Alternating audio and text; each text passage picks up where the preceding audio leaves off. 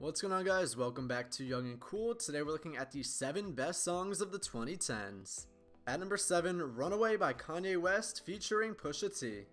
Let me set the scene. It's the beginning of the decade. Kanye West is still reeling from the death of his beloved mother, and he's essentially in hiding after he crashed the stage at the 2009 VMAs to steal the mic from 19-year-old Taylor Swift. President Barack Obama has labeled him a jack. He splits from his previous girlfriend, Amber Rose, in July. To the world, it looks like the self-proclaimed genius is imploding. Then, at the 2010 VMAs, he premieres Runaway, his intoxicating, intricate, instantly iconic toast for the douchebags, and its effect was immediate. To this day, if that single opening piano note rings out from a speaker, people will lose their minds. With this 9-minute song, West simultaneously reveled in his own flaws, asserted his own power, and staged a sweeping comeback. "Run away from me, baby," he insisted over and over. We couldn't.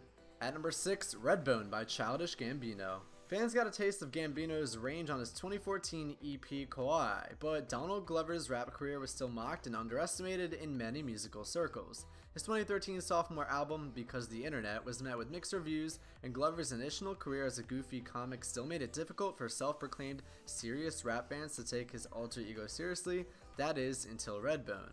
It's no fluke either. Grover wrote and co-produced the song on top of playing the drums and the glockenspiel.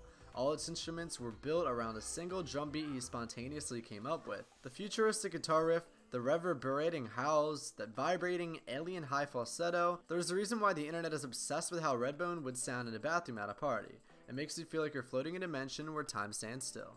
At number 5, All Too Well by Taylor Swift. Taylor Swift can be considered iconic for many reasons. She emerged as a wonderkind, became an advocate for artists' rights, and pulled off one of the most graceful pivot from country to pop in history. But her defining power, the skill that has made her the prominent singer-songwriter for the decade, is how she seizes on small moments or fleeting details and turns them into cataclysmic events, best represented by the deep cut All Too Well. All Too Well starts humbly enough, with a quiet guitar strum and mentions of innocent details, like a scarf in her boyfriend's drawer.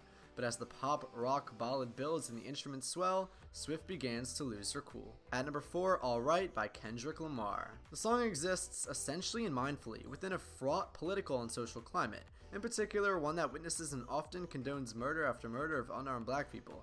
But rather than simply observing this pattern or offering a commentary, Lamar becomes beating, quote, a message of unbreakable optimism in the face of hardship and a rallying cry for the Black Lives Matter movement. At number 3, Formation by Beyonce. How does one explain why Formation is the top 3 song of the decade without sounding painfully obvious?